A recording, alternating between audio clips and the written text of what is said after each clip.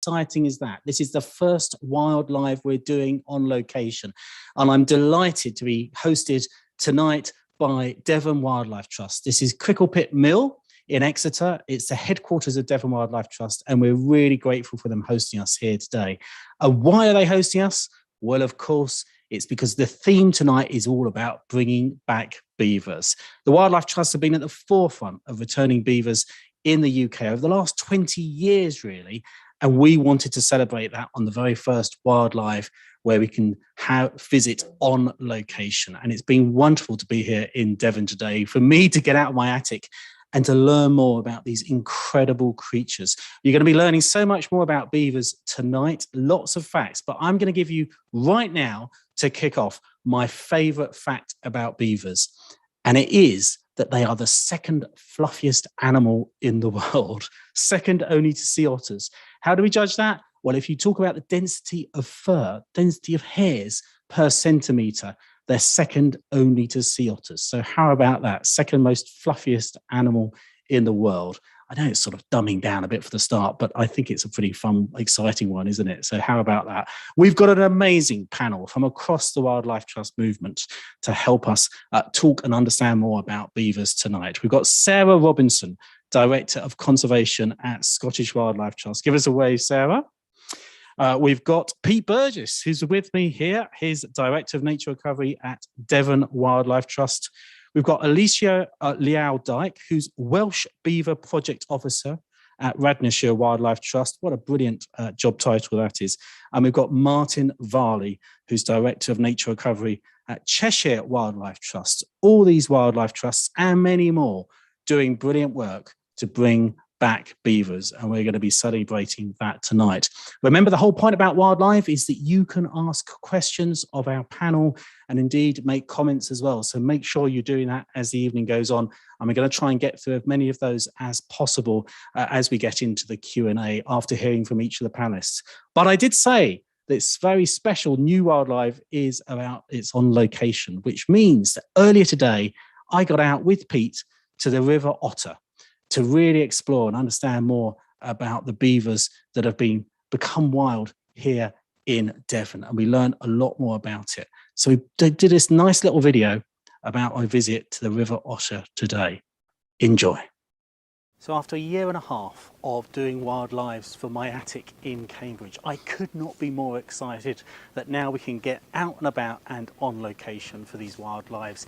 And it was absolutely clear to me what the first place was that I wanted to come to for an on-location wildlife. And it's here, the River Otter in Devon. Because of course, this is the spectacular place where history has been made in the last few years. And we've seen the number of native species in Britain go up by one. And of course, what we're talking about is the return of the beaver. And it's been due to the brilliant work of Devon Wildlife Trust that's been working with the local community to ensure that beavers can live here happily in the wild with the support of the local public. So I'm thrilled now to finally meet Pete Burgess of the Devon Wildlife Trust. Pete, great to meet you finally. Hiya Craig, welcome to Devon. Wonderful to be here, and it's just such an exciting story here. Tell me more about the history of beavers on the River Otter. It's a really exciting one, as you say. You know, we've made history here with the support of other organisations like the University of Exeter, Derek Gow Consultancy, and also Clinton Devon Estates. Story goes back really 2013, 2014. Started to get records of beavers on the River Otter, just sporadic records, but in 2014 they were confirmed to be breeding. So a local naturalist had got film of kits in the river, so first kits born in England, possibly for 400 years. And no one really knows where they came from, do they? No, not at all. But there was a problem, and that's part of the issue. Because we didn't know where they were from, it was possible that they'd been imported from Europe, and with that risk of disease. So quite rightly, DEFRA said, we have to control this situation. You know, these animals have to come into captivity. We need to test if they're healthy or not. But there was a risk that they weren't going to come back into the river. And the community, with ourselves and other organisations, said, there's a solution here. You know, we can actually apply for a licence for a really carefully controlled trial for a 5-year period to explore what beavers really do in this catchment, how people can live alongside them in the future, and what the benefits they bring. And 2015 came, and we had our licence granted by DEFRA. So the animals were given a clean bill of health, had this sort of gold standard of health testing, and then came that moment of animals back in the river, which was absolutely amazing. So we had 9 animals in the River Otter, 9 beavers again. We have now many more animals now in the river than we did then, possibly about 20 different territories. And last year, in August, we had the news that the beavers can remain. Yeah, the trial was a success. They're here to stay. Absolutely. And what's more, they can go out and colonise other catchments neighbouring the River Otter as well. Fantastic. So Pete, take me to wild beaver country. Will do. Follow me. So we talk about beavers as ecosystem engineers, of course. Yeah, and they are. They're really, we're harnessing natural solutions to some of our most chronic environmental problems. And beavers are busy. They want to be engineering. They want open water and deep water to be able to feel safe, away from any predators that there might be. So when there isn't depth in water, they create that depth by building dams. And that enables them to then reach other places where they can start foraging. So you can see all around us here, actually, in this area of wet woodland, they've started to coppice all this woody vegetation, which then grows up and gives them a food supply. That's a beaver that's done that? Yeah, so beavers have coppiced this hazel here, this hawthorn.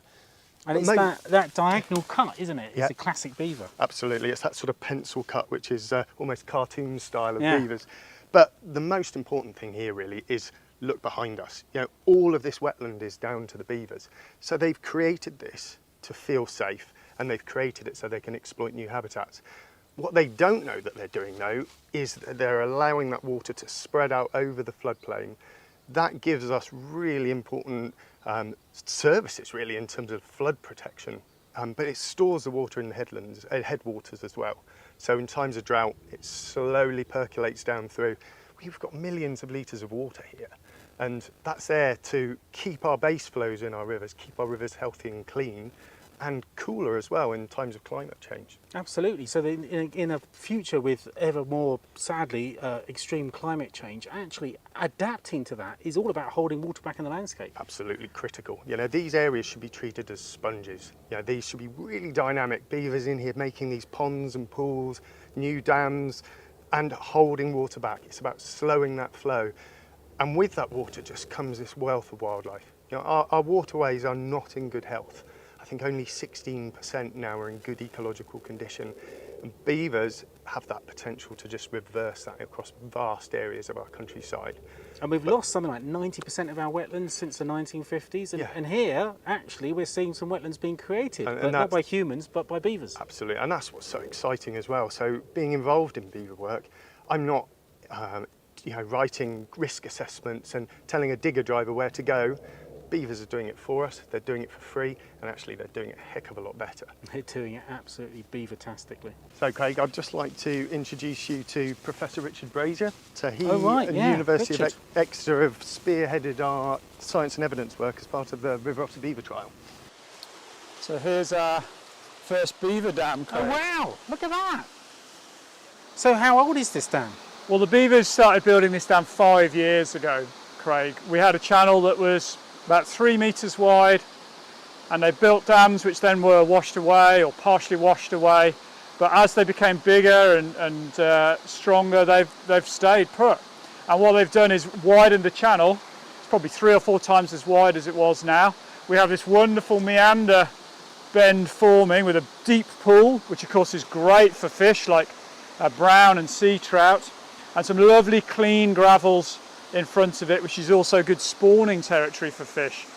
So what the dam's done is created this amazing variability which we didn't have in the man-made straight channel before. But fishermen sometimes worry, well, how do the fish then get up the river? How do they climb a dam like that? Of course, and as we know, salmonids, sea trout, salmon as well, they're very adept at jumping, and they sit in these deep pools below the beaver dams. And then when the spatey flows, the thunderstorm flows or the summer flows come over the top of the dam, they jump up and they wriggle up. Because in spate, this whole dam will have water flowing over it. Oh really? Yes, this is a pretty low flow time now. So this is far from being impassable to fish. they're perfectly able to get over this kind of dam. And actually what you're saying is it's creating the habitat that the fish need. It's a plunge pool and it's full of life. You can see all the flies on the surface there. There's a lot of food, macroinvertebrates down in the bed sediments. There's more food here than there ever was before the beaver dam existed. And beaver dams famously clean the water as well. And I'm looking at this here. It does look over the riffle here. It looks beautifully cleaned. Yeah. What's happening there? Well, a common problem we have in most of our streams and rivers is fine sediment draping over the gravels, which of course has come from soil erosion from farmers' fields. What the beaver dams do is they filter and they capture that sediment. So upstream of the dam is a pond with a thick drape of sediment, but that means that downstream there are lovely clean gravels. As I said, spawning habitats for different types of macroinvertebrates that live in clean gravels. So it's the change, clean gravels here, sediment upstream, and then a different assemblage even further upstream. So we're now going above the dam. Yeah, we're upstream of the beaver dam now, and we can see what an incredible pond the dam has formed behind. That is amazing, isn't it? It's like a big, huge pond. Yeah, so this is really putting back water onto a floodplain. Particularly since the 1950s, we've lost so many ponds. We think we've lost 1 million ponds in our agricultural landscapes in the UK.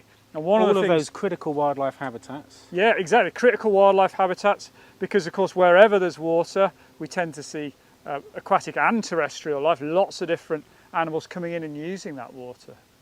And Richard, what's this bit here? Is this a sign of beavers? Yeah, this is kind of slipway where the beavers, they'll swim. They love swimming.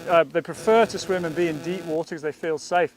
But they'll also then slip out onto the land and walk across to where there's more food for them. So in that case, there's some grasses and herbs and some willow that they can feed off. And so you commonly see these. And as they get deeper, as they use them more, they sometimes form into canals full of water as well. Because people often think beavers just eat wood, but you're saying they eat obviously grass and they're generalists. I mean, yeah, they will eat all sorts of different vegetation depending on what's available. They will prefer, the coppicing trees, willow in particular, for sure. But they, especially in the winter when the willow leaves are off, they'll eat grasses. They'll take a lot of bark. They'll pretty much eat anything they can get their hands on. Well, you can see we had a lot of fun out there on the River Otter today, and I was so thrilled to get out my attic and actually see some of this brilliant work by Devon Wildlife Trust on the ground and in the river. And delighted that Pete is joining us here tonight as well. Okay. Pete, we've had loads of questions coming in tonight about, so just basics about beavers. How long do they live for? Probably in the wild, maybe 8 to 10 years or so, but they start to give birth probably in their 3rd year. Yeah, not too long lived, but don't breed very rapidly. So maybe at the most you might have 5 kits a year. Generally, though, 2 to 3 kits per year. And they hang out as a family for sort of how long before they start? Well, they do. They're really territorial. They stick in family groups. You might have perhaps sort of 5 or so in that family group. As you get to the 3rd generation, the sub-adults get kicked out by mum and dad. They say, right, you teenagers, you've got to go off on your own and find your own territory. And they'll disperse out into the catchment and then, find their own way. Much like humans in many respects. Yeah, a little bit. We've had loads of questions coming in. So Jasmine has asked, how do beavers kind of interact with other species in the catchment? Hugely. I mean, people have said beavers are just a force of nature. Absolutely agree. Us ecologists, we call them keystone species. And quite technically, that means they just have this huge effect on the ecosystem, much more than their own biomass. So if you think beavers are creating these really dynamic places, ponds, pools, streams, they're coppicing vegetation, lots of the things we do, if you look at river restoration, that's what beavers do. So they're creating all of these niches for such a wealth of wildlife, but they're also cleaning our water. They're making our water flow more regularly. And you just go to these sites and you can see wildlife just exploding. Brilliant. Well, we're going to try something else a bit new tonight. We're going to try and run a poll. So it should be appearing on the screen now. And what we want to ask you is a very simple question. Do you think beavers should be reintroduced in the wild here in the UK. So make sure you vote, and we'll be sharing the results of that poll a little bit later in the broadcast. But now let's learn a little bit more about wonderful Wildlife Trust work across other bits of the UK, and particularly let's go north to Scotland. As Sarah Robinson's joining us. Sarah, the Scottish Wildlife Trust in so many ways pioneered that early work around beaver reintroductions. Tell us about the story. Tell us about the work of Scottish Wildlife Trust over quite a long period of time to get beavers back in Scotland. Sure. Good evening, Craig, and everybody else who's joined us this evening. The Scottish Wildlife Trust has been involved with beavers since, well, before 2009, but 2009 was when the first release happened here in Scotland into the wild. And that was really a seminal moment because it was an introduction to the wild. The first time the species had been in Britain since 400 years or over 400 years ago.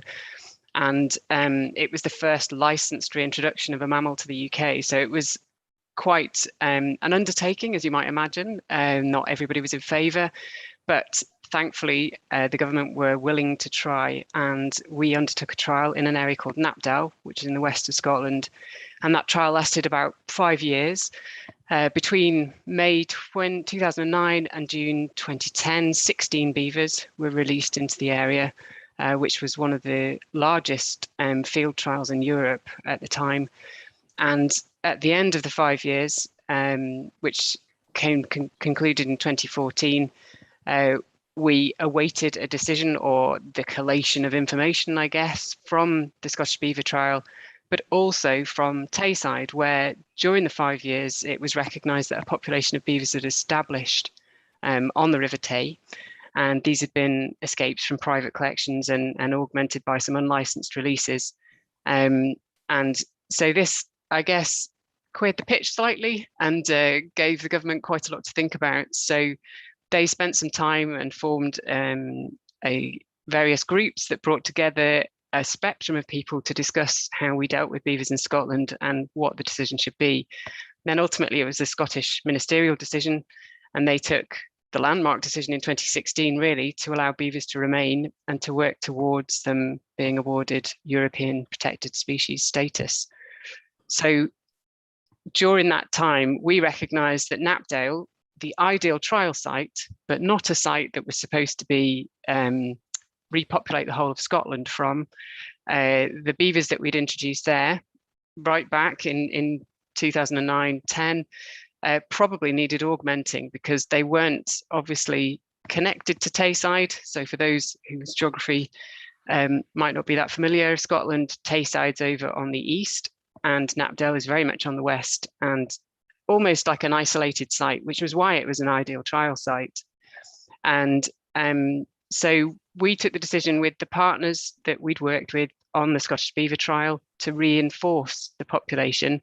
And we joined with the Royal Zoological Society of Scotland and worked again with Scottish Land and Estates, with the Forest Land Scotland to introduce more beavers into Knapdale, and received a license to put up to 28 into Knapdale to augment the population. And that was over a 3-year period. And we did it for 2 reasons. We wanted to increase the number of beavers in Knapdale so that they could establish themselves there.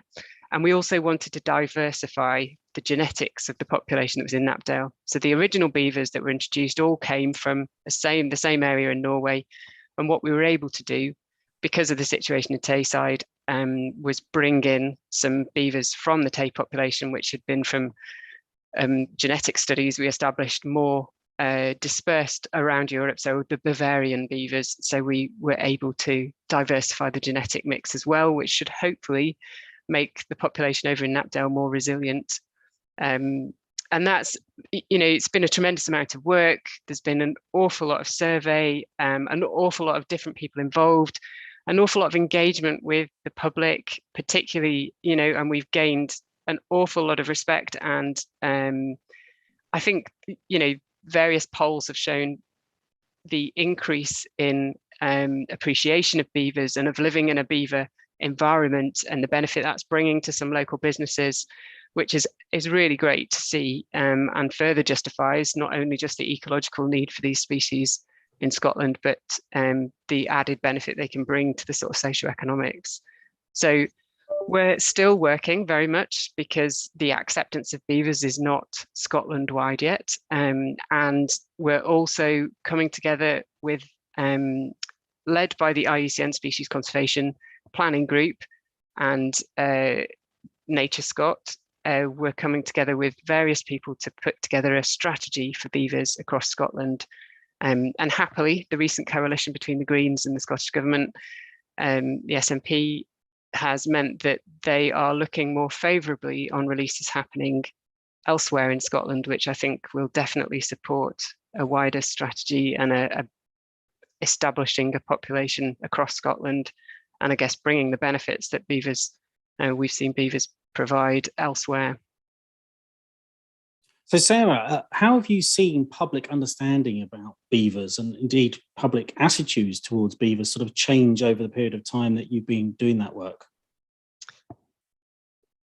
I guess you could put them in two camps, because over in Knapdale we did and were required to do, rightly, quite a lot of engagement and discussion. And I would say from the beginning, the public consultation sessions that we held that were fairly frosty to start with became a lot more accepting. Like I said, I think there was only, in public polls, it sort of increased from the 60s up to the 80s in terms of percentage of people believing beavers were a good thing to have, and only 11% of people opposing. And we saw that locally as well. We saw businesses, when we first went in to do the trial, to suggest that we'd augment the population that had been established through the trial. I mean, they were desperate. They were sort of saying, my photographic business, my B&B, my hotel has definitely seen benefit of having beavers locally, and we really don't want them to sort of dwindle. So we'd love it if you'd augment the population and make them more resilient. So we've certainly seen that. Where we have appropriately, I guess, engaged with the community. On Tayside, it's a bit of a different story, and it's a very different landscape. It's prime agricultural land, so you're instantly in situations where you find conflict situations, and that conflict is genuine. It's not unfounded. People's livelihoods and their homes and farmland are at risk. So it's been less accepted there, and we're still working on that. But through the Scottish Beaver Forum, I think we're seeing sort of inroads, and we're looking at mitigation schemes and how we can make this work as a nation. There's often sort of basic misunderstandings about beavers, aren't there? And it's not surprising, they've been species that have not been in this country for hundreds of years. So it's not surprising we don't know some of those sort of basic facts about them. I'll give you this one, Sarah. Steve has asked, I would like a little factual information regarding what quantity of fish are taken by the beaver and how the fishing community regard this. Sarah, how do you answer that? Yeah, no, it is a common misconception. Beavers are herbivores, so they don't eat fish. In fact, a lot of habitats they create benefit fish. There is some concern from the fishing community here in Scotland about dams and passage for migratory fish. And again, that's partially why we have a mitigation system, and we've got licenses to allow management of beavers here in Scotland. So there's an acceptance that in certain circumstances, they're not going to be great, but that's not all circumstances. There's many, many situations where beavers actually, I think like you've seen in Devon today, create the perfect environment for many species and complement them. Yeah, well, I mean, nature was doing very well until we came along, and we should maybe remember that. But yes, just to really emphasize that point, beavers are vegetarians, and sometimes there's a misconception that actually they eat fish, but they don't. They are vegetarians. Nick has asked, my daughter Isla wants to know if they live in the dams they make. Sarah? No, not always, although a dam is sometimes associated with the burrow that they create and make their home in. But if you were to come up to Scotland, which I thoroughly encourage you to do, and you would see some areas that are dammed, and then you would also see some amazing structures that is actually where the beaver lives. And the entrance to that structure is underwater. So the beavers swim under the water to get into their safe space where they raise their kits. Right, well, I'm going to take that as a direct invitation, Sarah. I definitely want to come up to Scotland and meet you in person and for us to do exactly that. But for now, Sarah, thank you so much for telling us about the amazing work that Scottish Wildlife Trust has been doing in Scotland, and we'll come back to you in the Q&A, of course. But now, let's go from Scotland to Wales, and I'm delighted to introduce you to Alicia, who's the Welsh Beaver Project Officer. Hi, Alicia, good evening. How are you doing? Hello, everyone. Yeah, I'm doing great. So you've been doing amazing work there in Montgomeryshire. Tell us a little bit more about the Welsh Beaver Project. So the Welsh Beaver Project has been running for quite a while now. It's been going since 2005, and that's kind of following on from the discussions that were already happening in Scotland and elsewhere in Britain about reintroducing beavers. So those were the initial discussions and initial interest here in Wales. And then from that, meetings were set up with various organisations, and it was decided that the Wildlife Trust in Wales would look at reintroducing beavers back into Wales, or seeing if it's feasible or desirable to do so. So the very start of the project looked at undertaking feasibility studies right across Wales. And this was for various reasons, to look to see if there is land suitable for introducing beavers back into the country, what habitats available, looking for areas that we could reintroduce them, but also seeing what people thought about beavers coming back. So part of that feasibility study involved engaging with stakeholders, from members of the public to farmers, anglers, governments, all sorts really, to see if people, basically see what people thought about beavers, what they knew about beavers, and whether they'd like to see them back in Wales. And so all of that information was collated over a number of years. And then in 2012, our feasibility study was published from Wales. Overall, most people were supportive of beavers coming back into Wales. Obviously, there were some concerns with some of the impacts beavers might have on the landscape. And that was part of the feasibility study, to address those concerns, looking at the management of beavers if they were to come back into the country, then looking at various sites where possibly the very first reintroduction trial could take place in Wales. So a number of sites were earmarked for that. It also looked very positive around 2014, 2015. It looked like we had a potential reintroduction site, and we developed various proposals. Unfortunately, we've had a number of setbacks along the way for various reasons, with sort of statutory organisations sort of changing, remit changes in department and staff structure, partners pulling out of the project, new partners coming in. And while that's all going on, we've been doing further feasibility studies and looked at additional sites where beavers could be reintroduced.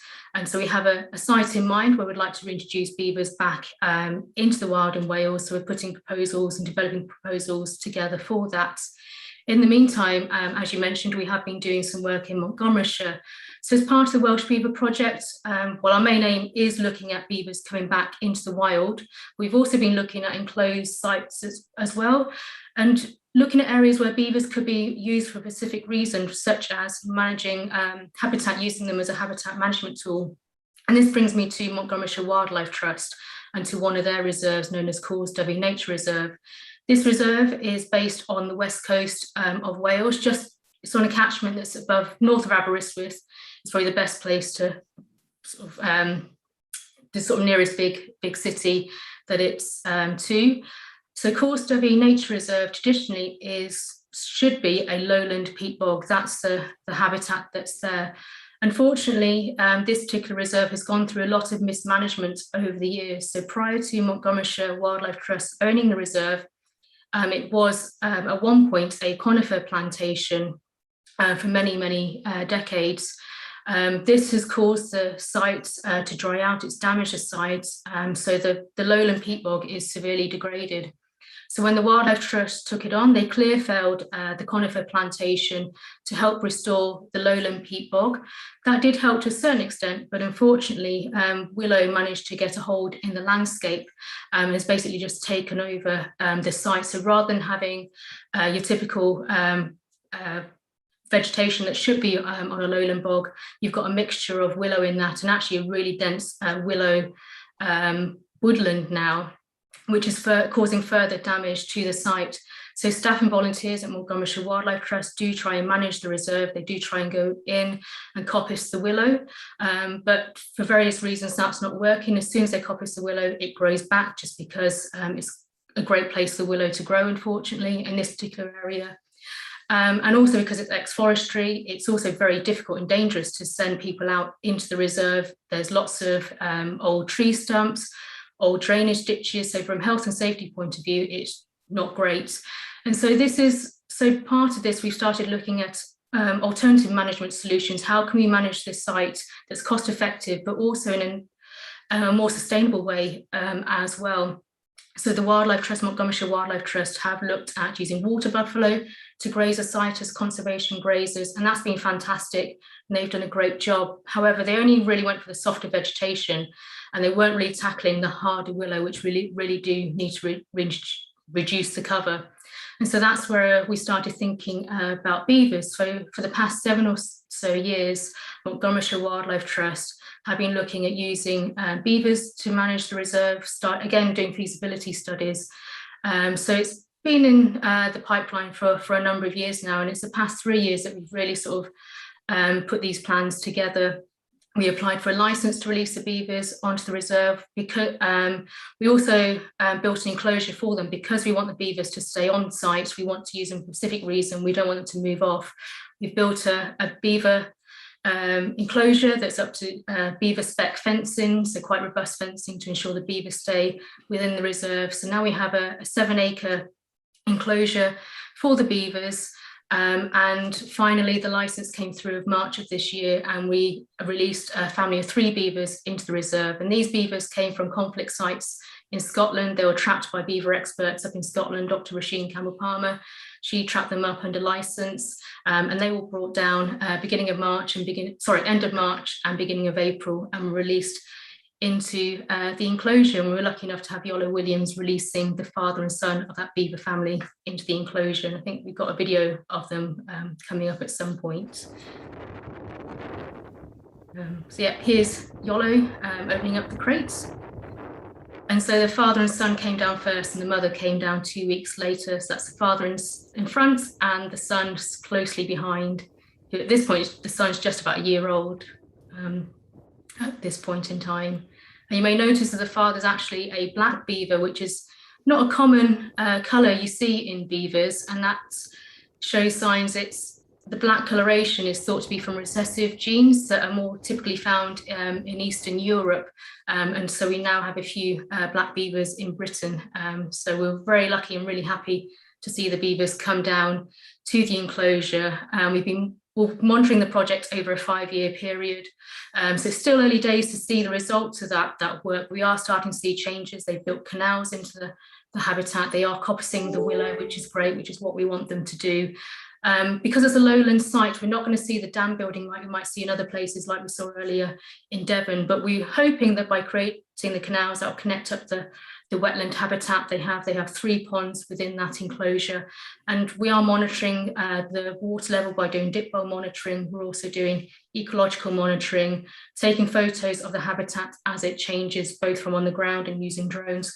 So hopefully all that information will collate, and that will help feed in with our wider work as well. So by looking at what beavers can do in enclosure, hopefully that will help with our wider work of reintroducing beavers back into Wales.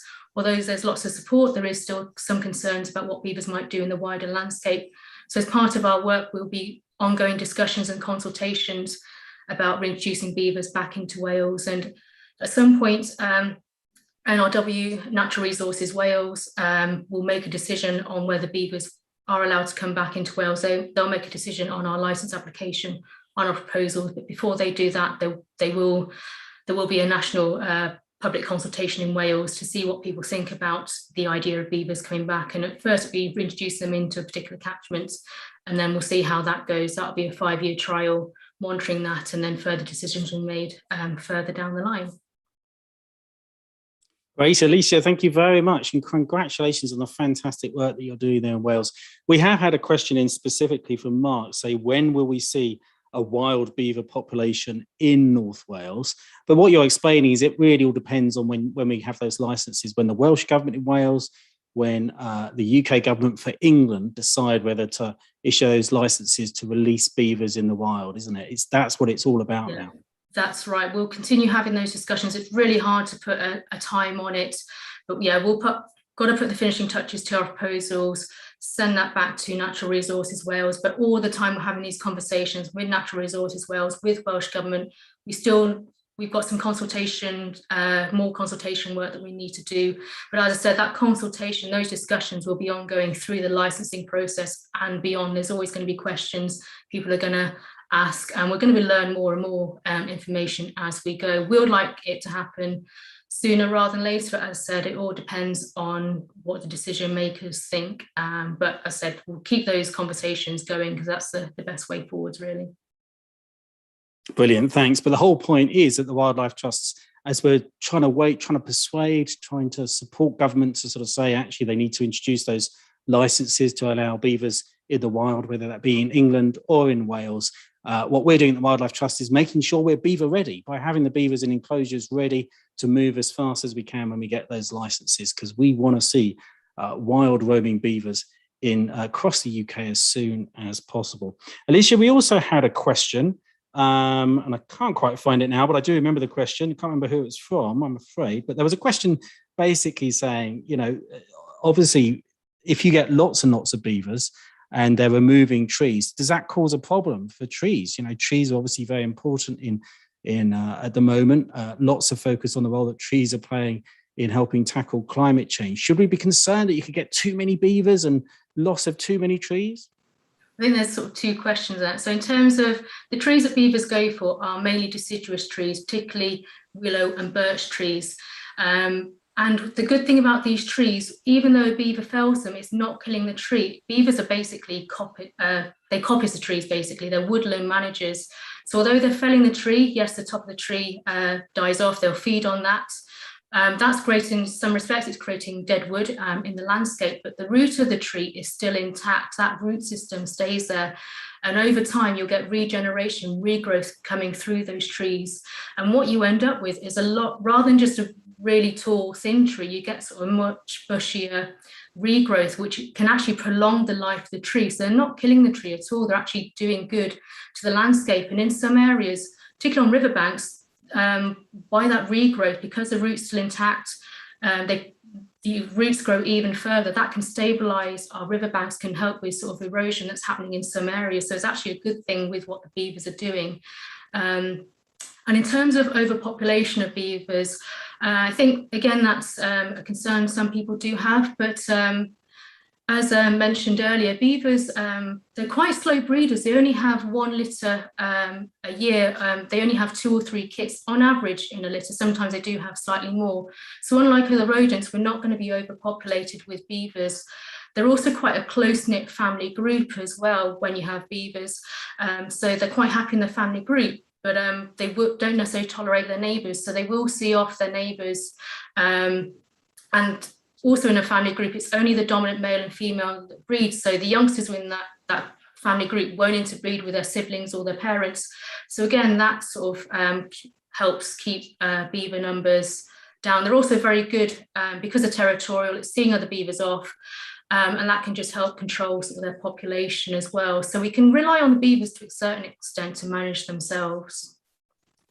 Brilliant. Thank you so much. Well, I look forward to coming back to you in the Q&A, Alicia. And congratulations again on the brilliant work you're doing there in Wales on this. We're going to move to our second poll now before we move to our next guest. So get ready to answer this question. We'll be really fascinated to know your answers to this question. It is, were you aware of the Wildlife Trust's involvement in the UK reintroduction and release of beavers?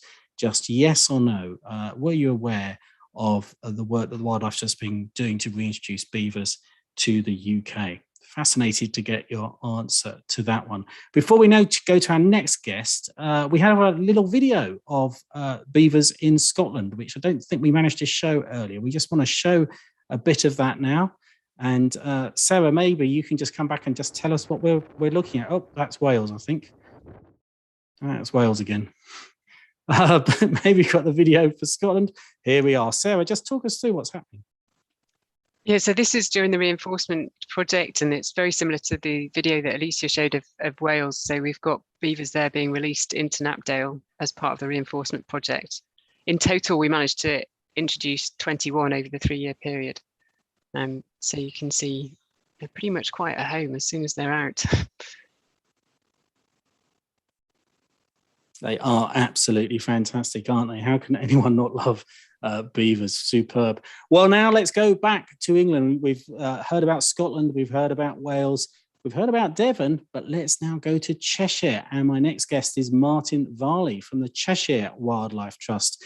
And Martin has the distinction of showing me the beavers that they've got in Cheshire early in the year. And it was my first beavers that I saw in the UK. So Martin, thank you very much for that trip to near Delamere Forest in the UK earlier in the year. Absolutely fantastic. And Martin, tell us more about the amazing work that Cheshire Wildlife Trust have been doing. Well, good evening, Craig. Good evening, viewers. Yeah, thanks for having me on. And in Cheshire, I have to say that our journey has not been quite as dramatic as some of the stories that you've heard earlier. And I feel like we've been standing on the shoulders of giants where people have been before us, and we've just really followed in their footsteps. So I think we were inspired. I was inspired in Cheshire by the work that had been done in Devon, and I saw one of their brochures in about 2015 where they were introducing beavers, and I looked at it and I thought, I really want some of these. And then I thought, how difficult can it be to get these beavers?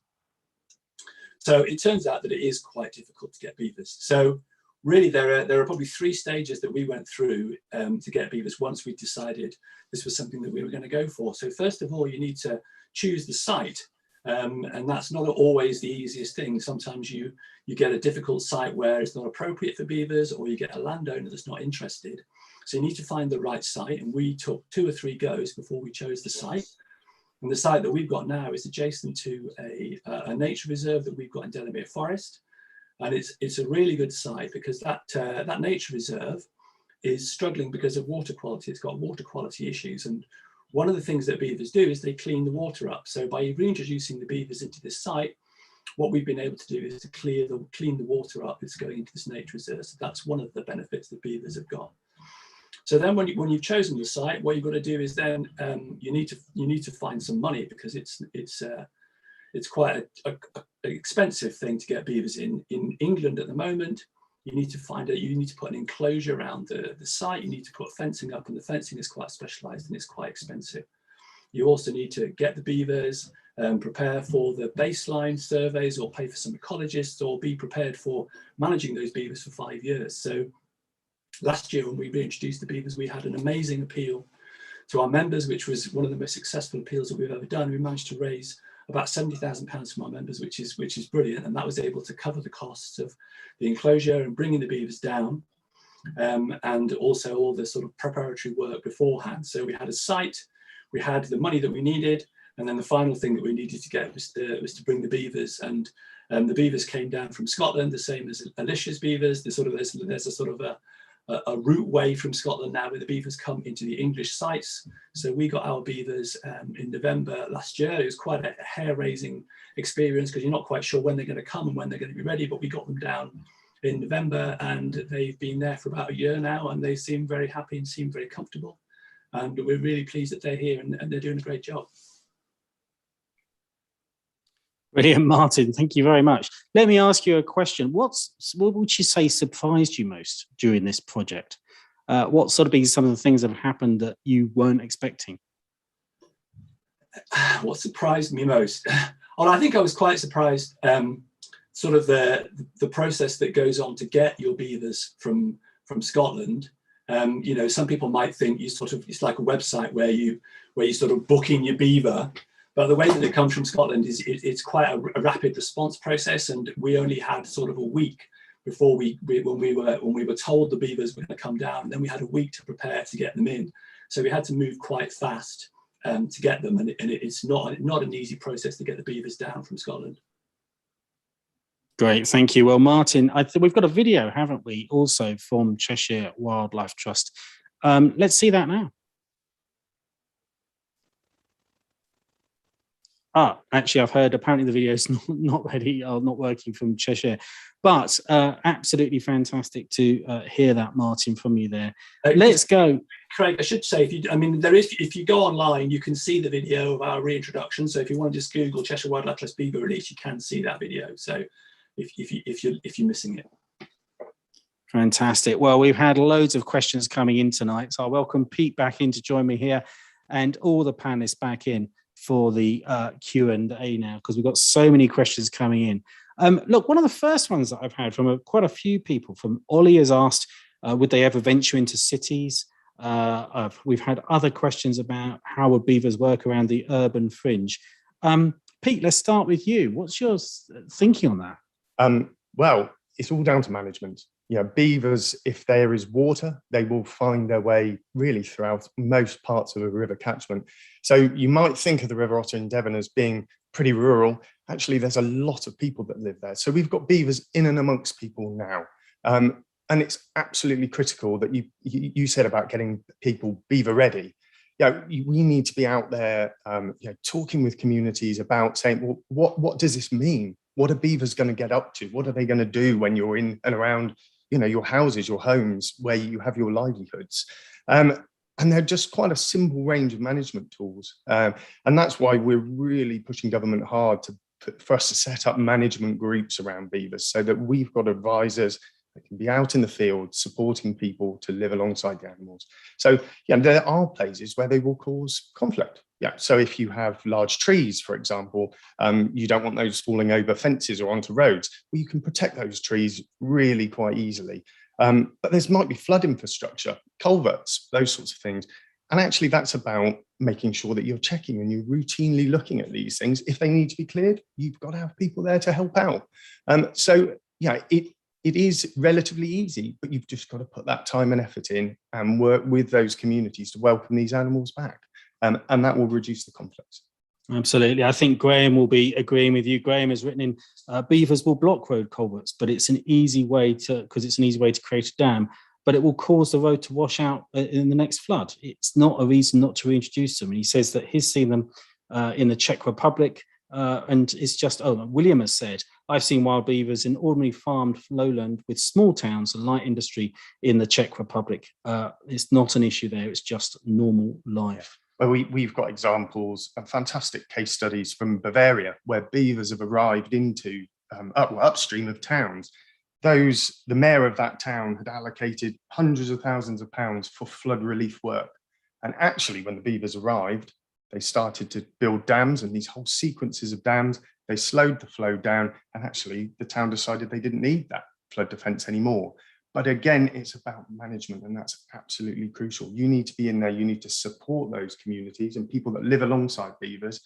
But I think most crucially as well is actually reward those that provide those benefits for everyone downstream. Absolutely. You said to me today a lovely phrase. You said, the species reintroduction projects like this are not so much an ecological project or ecology project, but social science project. Absolutely. And we're a really densely populated country, and we're bringing back an animal here that can completely reshape landscapes. And if we want to do that, we need to support people to live alongside them. And a fundamental part of that is being able to reward those that make space for water. And if there are places where beavers aren't tolerable, and there are going to be many places, but there would be canals, for example, where you don't want them burrowing into banks. We have to have solutions in those situations. And that's where great amount of science and evidence work, for example, that the University of Exeter are doing to actually highlight, where are these dams likely to be? How many are you going to get? Where are the conflicts? And where can we avoid those? So it's about being prepared, being responsible, but being flipping enthusiastic about it as well. Yeah. Well, we have had a lot of questions along these lines. I mean, all from people I think really support the reintroduction of beavers, but asking these kind of questions. So Becky has asked, how do you mitigate for negative public reactions when reintroducing animals to the wild? For example, as beavers build dams and may cause flooding of land, which may be unpopular with landowners and farmers. Let me ask Sarah or Martin or Alicia, what's your dig into that a little bit more for us? What's your perspectives on how we address that? I'm happy to give it a go. We're actively engaged in, I guess, liaising with groups like the National Farmers Union, Scottish Land and Estates, because on Tayside you do have a lot of these problems. You do have flooding, and it can be overcome. I think a lot of what's been said around learning to live with beavers is something we're in that process of learning to live alongside them again. And there is simple mitigation that can be employed to alleviate most of the issues that will be created, but there will still be some issues. So you need a mitigation hierarchy where you can sort of, I guess, intervene at more severe levels as the problems grow, or whether if there's an immediate threat to someone's property or livelihood. So, you know, a lot of the beavers that we've talked about this evening have come down from Scotland, and that's been part of mitigation. So that's been removal of beavers to bring down to England and Wales there as part of a mitigation process in certain circumstances. So I think it's learning to live with them. At the moment, we're employing mitigation. At some point, I think we'll have adapted to living alongside them much better. But whilst we are adapting, I think we've got to employ lots of different techniques to support everyone to sort of, I guess, come around to the view of everyone around the table that beavers are great and you do want them in your back garden. I think, go on, Martin. I think, Craig, it's also worth bearing in mind that we're not the first country that's reintroduced beavers, and you know, they're in virtually every country in Europe. So you know, I think any of these questions that we have, it's just a simple phone call to somebody to say, what did you do when you had this issue, or how did you address this mitigation problem? So plenty of people have travelled this path before us, and I think there's a lot we can learn from other countries about how to deal with some of these issues. Yeah, so in Devon, we focused a really huge amount of time and effort actually around what does the future mean, you know, to live alongside these animals. And that was spent vast amounts of time in meetings with a wide range of groups, you know, like National Farmers Union, Game and Wildlife Conservation, fisheries organisations, to say, what does it mean? You know, how can we manage this situation in the future to coexist alongside beavers?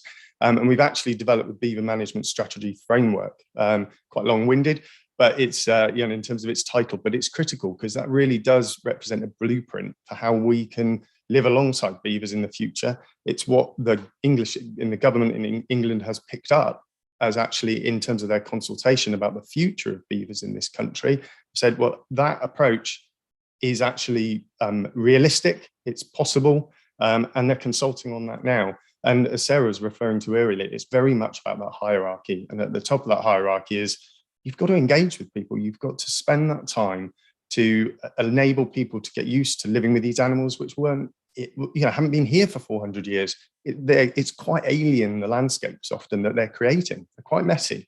But yeah, spreading that news, that knowledge, being able to put mitigation in place, all of those things have a huge influence over being able to live alongside them. But I keep going back to it. It's so critical that we are able to support those people, which makes space for water, so that they provide all those benefits for people downstream. That's critical. Absolutely. And I mean, I would say as well, I think from everything we're hearing there, that's why I think, you know, the Wildlife Trust is so brilliantly placed to do this, because each wildlife trust is of a particular place, of a particular community, rooted in that community, not about to go away.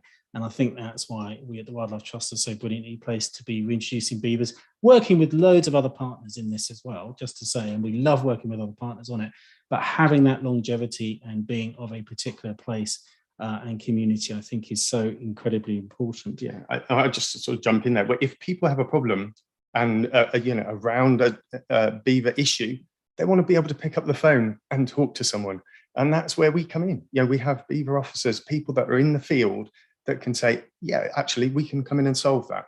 And it's that immediacy that you need. You need people to help because this is new, you know, and it will take time. Absolutely. Alicia, a question for you, I think in particular. We had a question that's saying, what impact, it's from Josh, what impact do beavers have on peat bog environments? Have there been any studies on this? I think you're very well placed to answer this one. So, yeah, it's very early days at the moment, but looking at other projects from across Europe and then more closely in Scotland and England, we can extrapolate what beavers do in other other sites, whether that's in the wild and enclosed sites. I mean, there's been some fantastic results come from both the Scottish Beaver Trial and the projects in Devon about the impacts beavers can have on sort of the local environment. So we can use that to see what beavers might do within a lowland peat bog. But that's one of the things we're looking at as part of our project. We're doing ecological monitoring. So we're doing invertebrate bat and bryophyte monitoring as sort of the very initial monitoring. We're doing baseline surveys, and we'll be continuing that over the 5 years to look at the impacts before and after. We're going to do other monitoring as well. There's so much we can do in terms of looking at other vegetation, looking at a range of invertebrates, looking at the bird life, and we're looking at sort of the changes within the vegetation cover and just looking at what new vegetation will come up. Will there be a greater amount of sphagnum moss coming through? Will there be more heather growing? Flag iris, for example. There's bog myrtle on parts of the reserve. Will we start seeing more of that? So we've only had the beavers for 6 months, so very early days, and to see sort of the beaver impacts can take many years before we start seeing some of the results. But by collecting that now, we're in a good position to see that. And anecdotally, we've already seen abundance of frogs and toads within there. The past week or two, I've seen baby grass snakes within the enclosure, which is fantastic. And they're probably coming in because of the abundance of amphibians. So although that's anecdotal, we know from Devon that amphibians are abundant at the enclosed beaver project there. So hopefully we'll start seeing more evidence as they start collecting that data, and we'll continue that. And hopefully we can come back to you in a few years' time with some hard evidence from our lowland peat bog. Now, of course, that's really relevant, isn't it, to the story about how beavers, we talk about them as ecosystem engineers, but also if they're helping restore peat bogs, that means they're doing a really good job for helping tackle climate change as well, because we know that peat bogs are one of the most important habitats you can have for drawing carbon down out the atmosphere and helping us tackle climate change. So there's both the mitigation side of climate change there that beavers can play in creating these kind of wetlands, but also a hugely important role in adaptation. Martin, do you want to tell us a little bit more about that, the role that perhaps beavers can play in helping us tackle climate change, both mitigation and adaptation?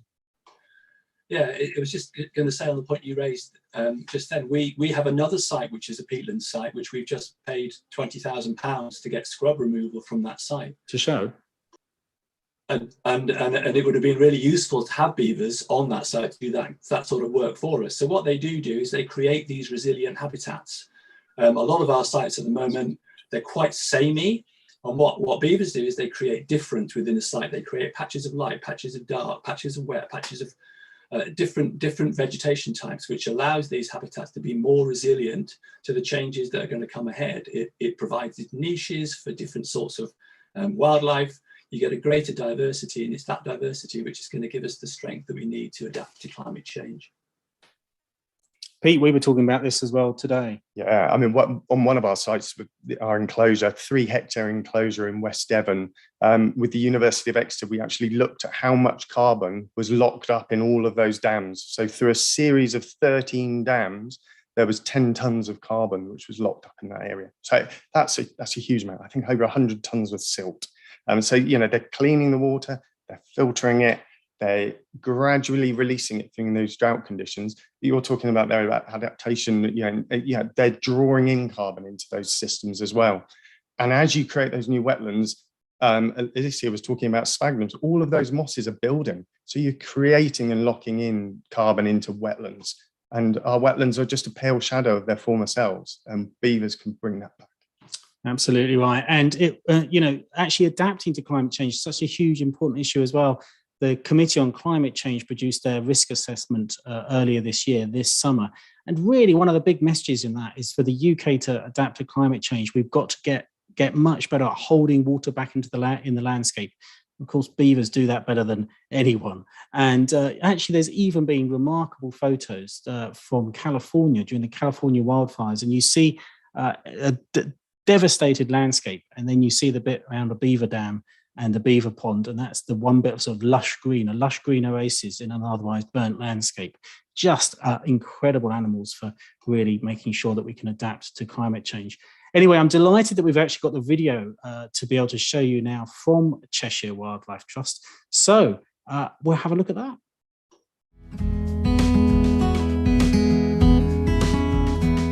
Hatchmere is a site of special scientific interest, and it's a Ramsar site, and it gets that designation because of the rare plants and animals that live there. We've always been working to try and improve the water quality going into Hatchmere. A lot of the plants rely on really low nutrient systems, so anything we can do to slow the flow of water and improve the nutrient flow. We originally started kind of a lot of natural flood management techniques in Hatchmere, so that's creating woody debris dams, removing some areas of trees, all aimed at kind of slowing that flow. And the realisation came that basically we're creating dams, we're coppicing trees, everything that beavers do. Why not get some beavers to do it for us? So where we are in the UK at the moment is that nature is pretty much broken. We know this from many reports that have been undertaken. We're in a situation where we've got a very dysfunctional landscape. What we need to do is we need to remake the landscape. And what beavers are really good at is remaking landscapes. They're the original landscape engineers, and what we're hoping that they will do is bring back processes that have been lost from this landscape for 400 years. Today is a really, really exciting day for Cheshire Wildlife Trust. It's the culmination of 3 years' hard work to bring beavers back to Cheshire. Beavers are such a fantastic species, and I'm so excited to have them in the county. It's taken about 2 to 3 years to get a licence. It's several licences, and yeah, we've got to kind of prove everything that we're doing is important for the beavers, and it will really work. But also, we know everything about this site.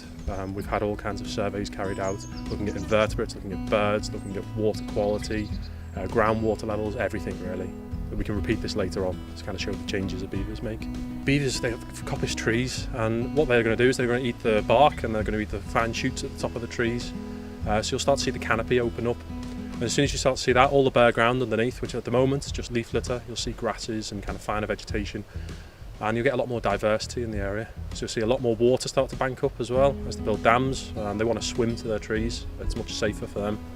So you'll start to see a lot greener area. I've been up early today, about 7 o'clock. Did a quick walk around the fencing just to check it over. Make sure no trees have fallen in the high winds over the weekend. Make sure no badgers have dug in, things like that. I didn't sleep very well last night, more excitement than anything, but it's incredible.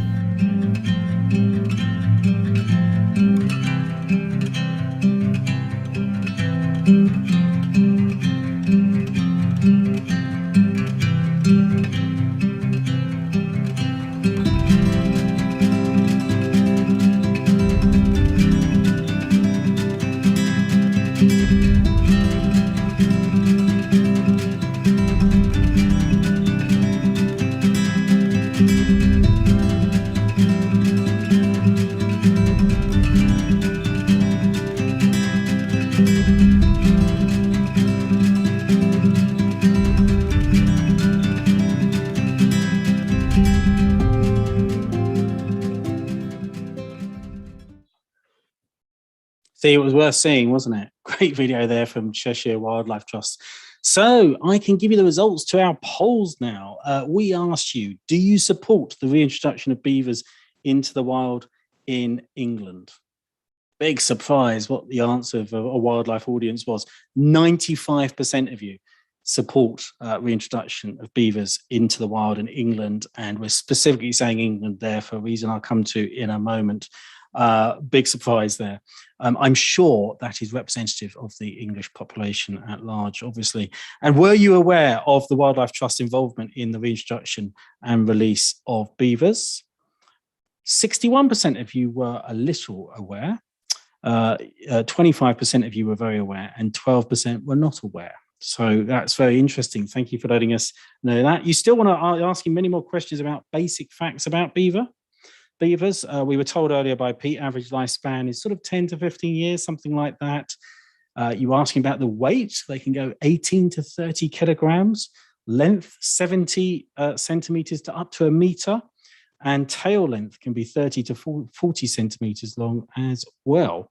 So that gives you kind of a sense. They are, of course, Britain's largest rodent as well. And while we're at it, we've had a question from Catherine.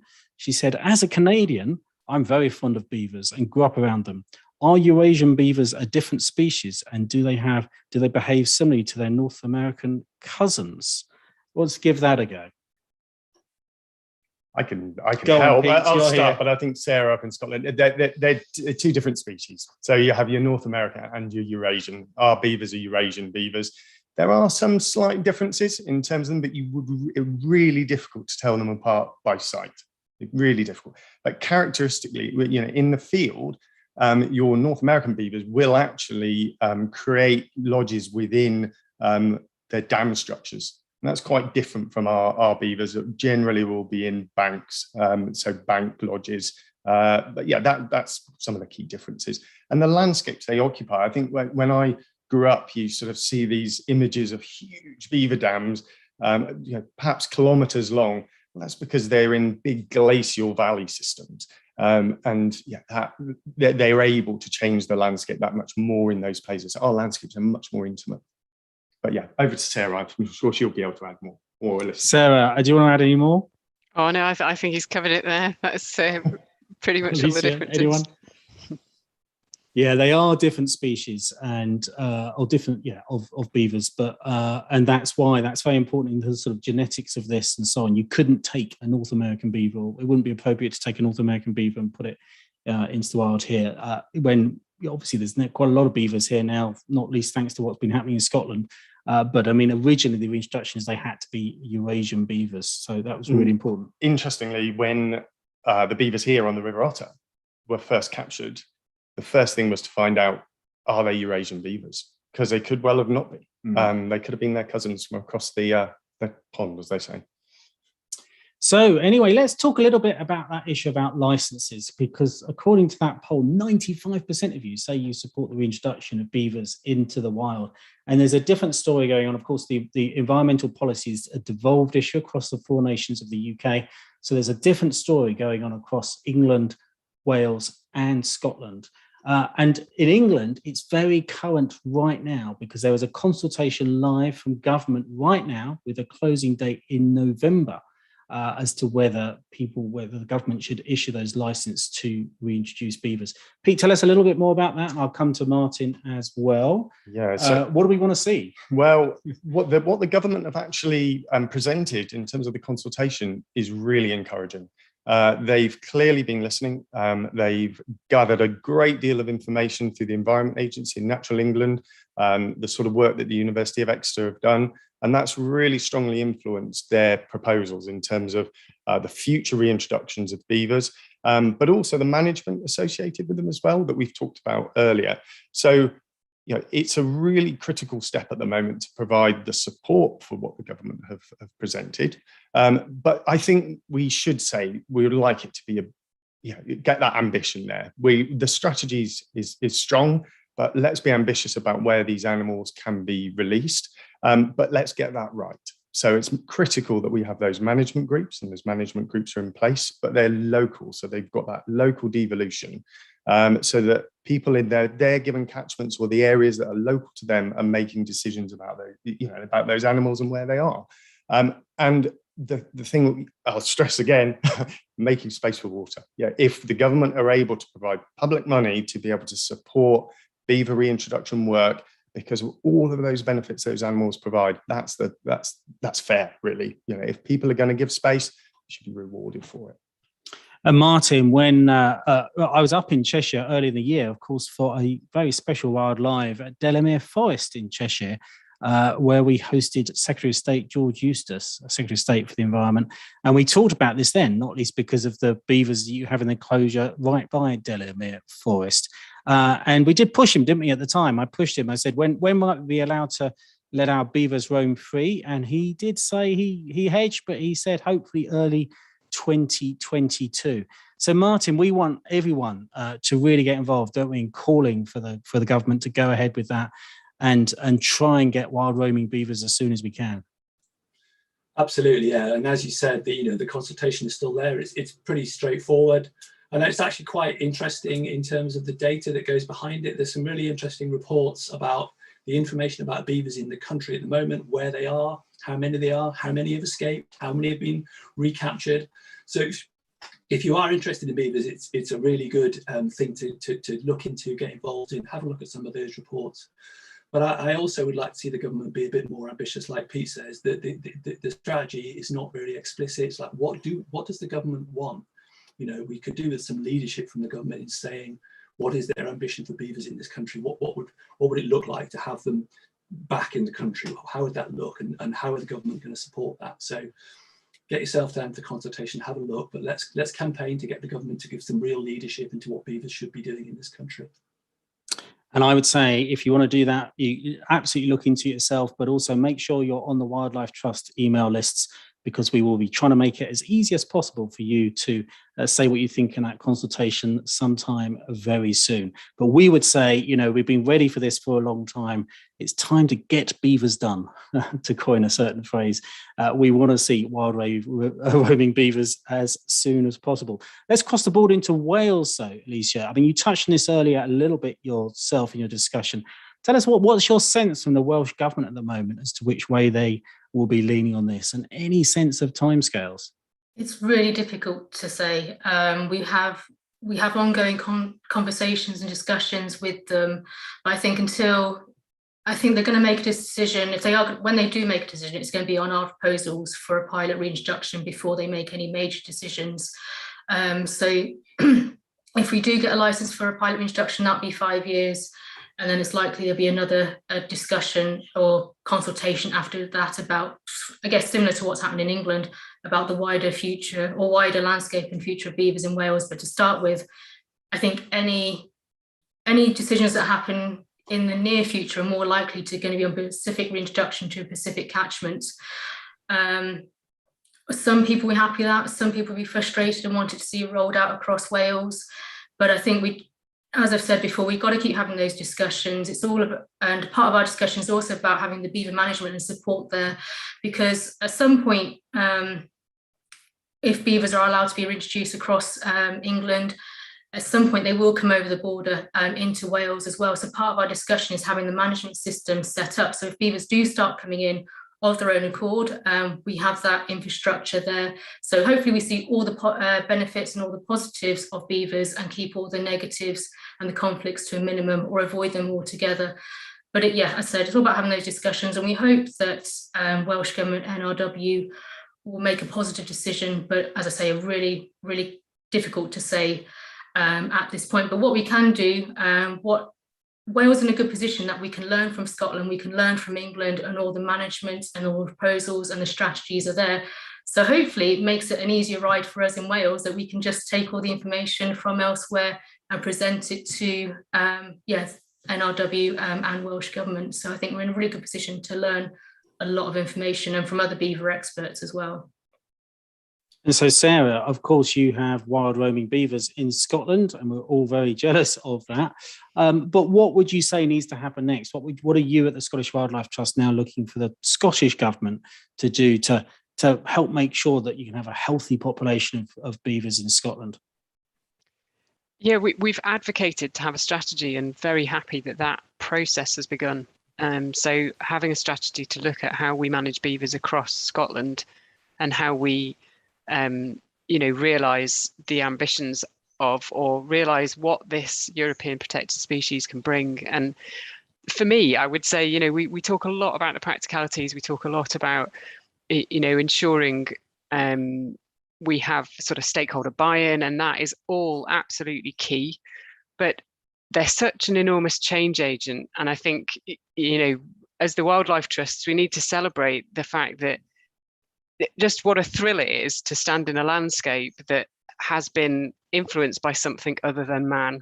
I mean, it's be that within an enclosure or be that within a wild situation, it's just such a thrill to see something in the UK that is changed by something other than humans. It's wonderful. And I think that's a big thrill for me, and a big reason why I think beavers should be returned, as much as the multiple benefits they bring, and accepting the very many challenges that we've got to overcome to realise it as well. Yeah, absolutely right. So I was just going to completely agree with that. And that when I go, and I've got this privilege of being able to go to sites where beavers have been able to influence the landscape, it's an absolute thrill. And they're different every time. And as I said earlier, I haven't had to write a method statement. I haven't had to get a license, etc. These animals are doing it, and they're doing it brilliantly. And what you see is just stunning. Some places you're eaten alive because of all the insects that are there. Well, that's great. You know, they're perfect bat food and food for birds. But you know, they're changing landscapes. It's dynamic. It's exciting, and that's what's such a thrill and a privilege. It feels rather, once you've seen it in this country, you've seen a beaver landscape. I have to say, you see a landscape without beavers, it feels a bit tame at times compared to the wonderful wild landscapes that beavers create. So let's assume we get those permissions. Let's assume we get those licenses in England and Wales, and we can join Scotland in having wild roaming beavers. We had a question right up the top from Matthew. Where do you decide to reintroduce beavers? After that, how do you go about it? Now, we were meeting earlier today, Pete. We met Professor Richard from Exeter University, and he has been doing a habitat assessment project, hasn't he, for the Wildlife Trust? Do you want to say a little bit more about that? Yeah, but before I sort of answer the question, is that we talked about these being about social science, and critically, it's about where the communities want these animals as well. You know, so we can say from an ecological perspective, they'll do all these wonders in these particular places. Well, let's go to those communities and say, where do you want these animals? You know, and how will you live alongside them? So that's that. But yeah, in terms of the science, which is fundamental as well, Richard and his team have pioneered some really impressive computer modeling tools to look at landscapes, whole river catchments in where is there really suitable habitat for them. You know, where is there emergent vegetation, that sort of wildlife, the vegetation that the species needs. And they categorize that across all the catchments, and they're just starting to do that across the whole of England and Wales. And we're working in partnership with them to do that and help support and fund that. The next stage is to think about, well, how many dams can they create within those given areas? Because then you can start thinking, okay, well, if they're building X number of dams in this place, what would that mean? What could that mean for people downstream? But also what could potentially some of the negative impacts be? So then you start thinking about different flow rates and flow regimes in the rivers, but also the conflict side of things. And, you know, being prepared and being beaver ready is key. So if there are places where, you know, you just can't, those animals can't be tolerated. You know, we talked about flood defences, those sorts of things earlier. Well, then you have to put those mitigation measures in first and avoid those conflicts happening. And that's what all of those tools will enable us to do. But then critically is where we come in as the whole partnership to be able to talk to those communities and make them beaver ready, explain what the reality of living alongside these animals really means. Yeah. You put all of those together, and then you've got that sweet spot. Martin, when we visited Cheshire earlier in the year, you were explaining to me your thinking that it might be possible to almost train beavers to kind of stay in a certain place rather than wander off too far, which could be critical for making sure they can be reintroduced while minimising the conflicts. Do you want to just say a little bit more about that? Well, I think when you do an enclosure, what you need to think of is, well, if they escape, if you take the fences down, where are they going to go downstream? So that you're almost prepared for when that wild time comes. And the site that we've chosen is very good because it's next to Delamere Forest, and Delamere Forest is an ideal place for beavers. So there are good places and there are bad places, whereas if we'd done it next to in the middle of an agricultural plain, or as in Cheshire, there's a lot of dairy land. If we'd taken the fences down there, you would have already been up against conflict as soon as you started. Whereas we reckon with the number of good habitats we've got in Delamere, it'll be 10, 50, 20, maybe I'll be dead before there's any conflict that we need to worry about. So it is good to think ahead about what's going to happen 10, 20 years in the future. And Alicia, what would you be sense would be sort of some of the areas that you'd most like to see beavers in Wales? What would be the areas that would be might be some of the places you would start? There's a whole range of places in Wales. That's one thing that counter feasibility studies. There's probably more places than we have beavers in terms of putting them. So a whole mix from lowland areas to sort of above estuary habitats. Some of the other areas we'll be looking at are more sort of upper catchment. So looking at upper catchment and looking at the natural topography. So it'll be a wild release, but looking at areas that are steep sided valleys but have a river corridor. And in those areas where there's habitat for beavers to build dams that can help improve water quality further downstream and help with sort of potential flood risk management. So looking at those areas as well, and then over time, allowing beavers in due course to spread naturally to other areas. So yeah, looking at the benefits in terms of ecosystem services and natural regeneration, restoring landscapes. So a wide range of areas. And sort of there's lots of similar habitats to Caws Dovey, lots of lowland areas in terms of just scrubbed up with lots of willow and birch, and again using them as habitat management tool, but looking in a wild setting. So yeah, lots of areas and hopefully minimal conflicts, but then concentrating the management where there might be potential conflicts. Yeah, lots of opportunity in Wales, I think. And Sarah, what about you in Scotland? I mean, what would be your sense about sort of next places to go in Scotland, possibly? There's an abundance of habitat. I mean, there's several places that are better than Tayside where they are found. But it's as has been talked about, it's the people landscape. And that's really what's going to make it work. And I think as Alicia was saying, finding those places where you derive multiple benefits will help people accept them more and more quickly. And we can learn the most about how they can, we can see those sort of nature-based solutions that beavers provide, and the sort of ecosystem services. So I think it's finding the sort of the sweet spot, as has been said. But as with any reintroduction, it's the people landscape that really does determine where you're going to have most success. Absolutely. Everyone nodding vigorously on that. I had another question in. Yeah, okay, there's just so many questions coming in, and I choose a question and then, I found it again now. Okay, Jeanette has said, do you need to check that the beavers are bonded before release?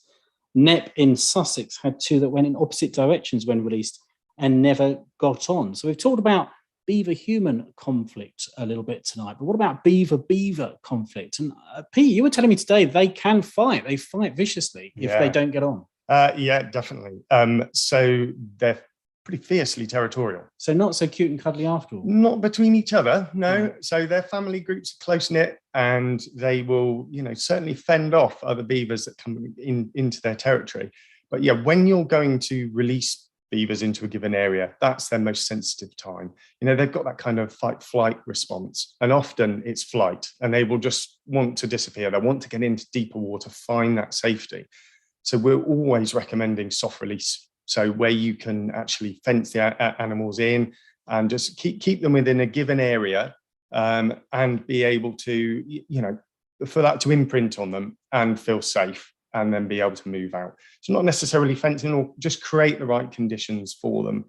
Sometimes you can pair them up beforehand, and often they don't get on, and you will know that fairly quickly. So when we've done release work before, having camera traps out, constantly monitoring, just seeing how those animals are getting on with each other, because you don't want that sort of impact right at the start, and welfare is absolutely key. Yeah. Sarah, have you seen sort of beaver on beaver conflict in Scotland? You'll see beavers with notches in their tails or with scars that are from territorial disputes. It's not uncommon, and it's part of their life. It's how they exist. We've reintroduced animals that have done as described at Nep and gone in opposite directions. And thankfully, we've been in an environment where they can go and find their own space. And our hope is that they do ultimately find a mate. But yeah, as has been said, and I think as commonly happens, there is an attempt to translocate family groups so that you can get a family to establish. And it's more of a challenge to sort of introduce dispersers who, at the age of about 2 years old, they're sort of naturally looking to go. So you can do a lot by following the biology of the species, really, to ensure success and creating that environment, and then releasing them into an environment that's favourable. We're looking for future years now, because we know we have to start mixing animals up. In each of these catchments, they genetically might not be very distinct. So you've got to move new animals in. So we have to create this sort of like dating service. So we're going to have to find places where beavers can see if they get on with each other before they can perhaps go out down into the river because just popping them out and just hoping for the best isn't always going to work. Right. Well, I have a question here, which I don't think relates to beaver dating so much, but we had a question here. Millie said, what can we do personally to help? Martin, let me come to you first. Certainly, I think you can get involved with your local wildlife trust. I mean, we are still accepting donations, and we're still looking for volunteers to help us with our beaver project. And I know there's a lot of wildlife trusts around the country that are starting to do this. So the first port of call would be to have a go with your local wildlife trust and see what their position with beavers is. And if they're not thinking about a beaver release, maybe you could encourage them to try and get involved with it. Alicia, what would you say? What can people do personally to help? So yes, same as what Martin said, but for us in Wales, writing to local MPs, writing to Welsh Government and NRW personally saying you want to see beavers back, because that all helps with the support and building a case that we do want to see these animals back, and we want to see them back sooner rather than later. With the Welsh Beaver Project, with Wildlife Trust Wales, at some point there will be an NRW public consultation. So keep an eye on the Wildlife Trust website for information on that, because we really do need your support then. That would be critical in terms of trying to get beavers back into Wales and getting them back sooner rather than later. Sarah, what would you say? What can people do to help? Yeah, I think taking an active role in any consultation that's available, absolutely. And, you know, as you've mentioned, Craig, I'm sure the Wildlife Trust can keep our members up to date on how and where. And I think at a local level, it's being open-minded. It's being accepting of, you know, this species will bring change, and that change might be good, and sometimes that change might be challenging. So turning to mitigation before dismissing them as a species in our landscape, or not accepting them, and thinking, okay, these things are good for multiple reasons. How do I live alongside them, and what could I do to protect my favourite tree, or what can I do to make sure they can exist, we can coexist, and we can all reap the benefits. And Pete, what would you say? All of the above, but yeah, be passionate, be enthusiastic, find out about beavers. Go, if you've got the opportunity, go and see them in the wild, what they really get up to. Look at these beaver landscapes, and then, you know, when there are opportunities, there will be. You know, we're setting up beaver management groups. We have for the River Otter. There will be for the Tamer. We're going to be needing people's help and assistance. You know, just even having information and data about where the animals are. But there will be lots of opportunities to help down the line.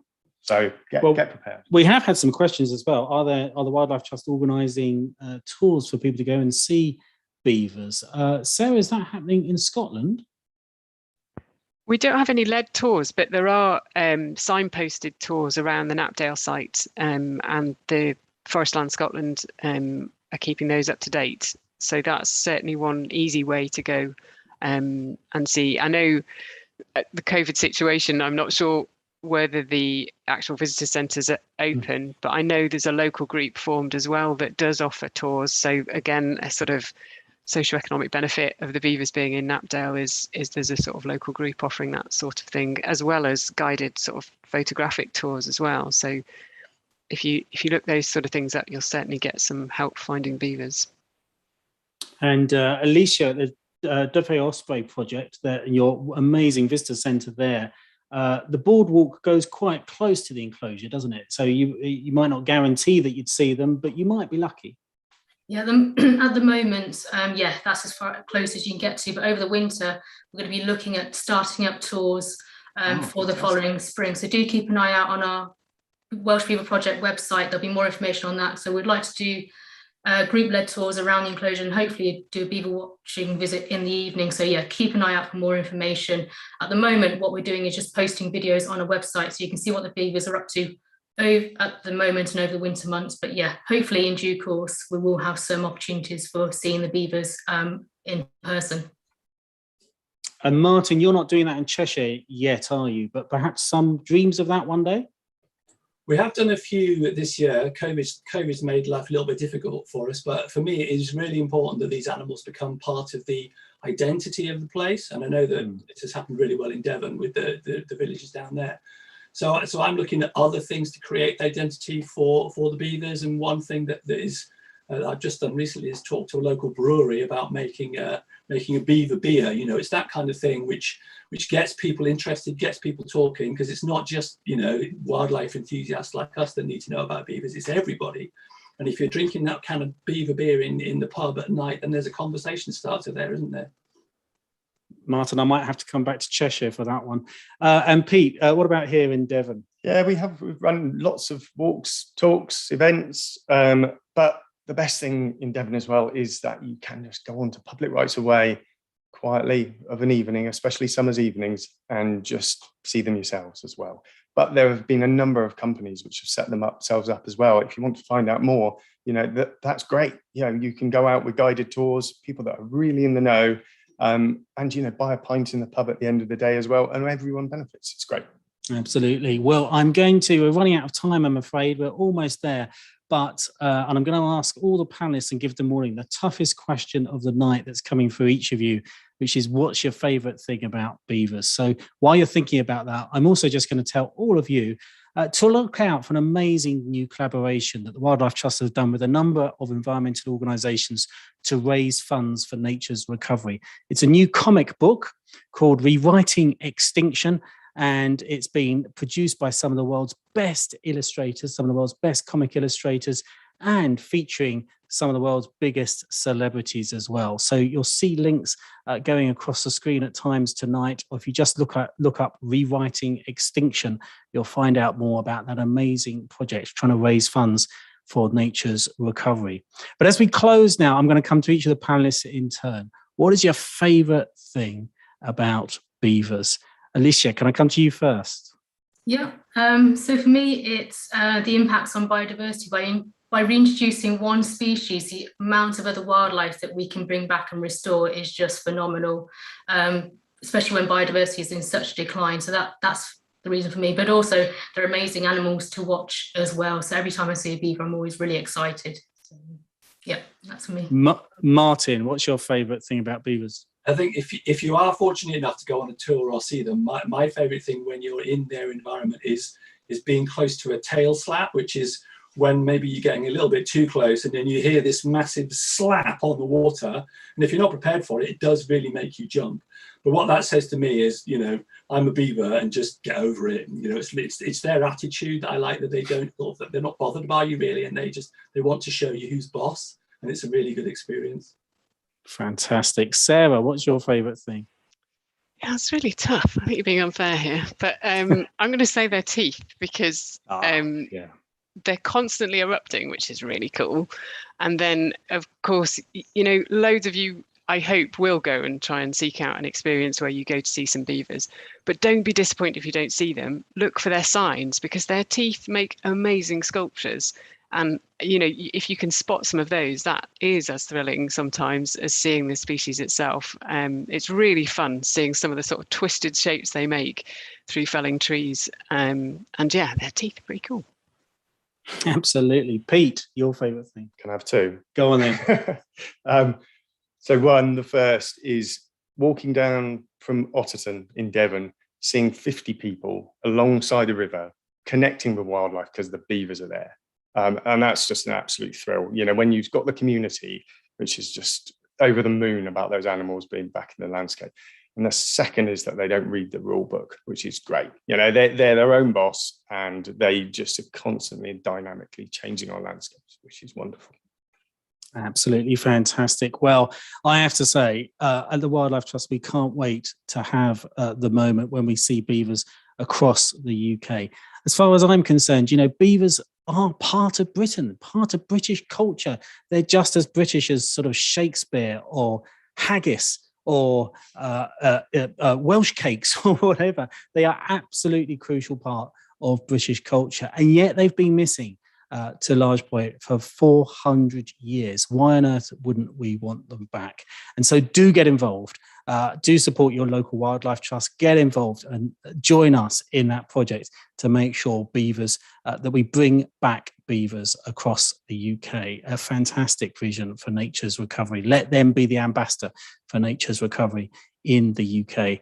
Final big thank you to all our panelists tonight, to Sarah, to Martin, to Alicia and to Pete. And also, of course, huge thanks to Devon Wildlife Trust for hosting us here tonight, and to Pete and team to taking me out onto the River Otter today. That's been absolutely fantastic. And thank you to all of you for joining tonight. These wildlife just get bigger and bigger, and we've got so many kind of people watching and watching on follow-up as well. Some of the episodes we've had earlier this year have now had 25,000, 30,000 people watching them. So thank you so much for joining and making sure that you're engaging in this amazing conversation about how we can bring wildlife back here in the UK.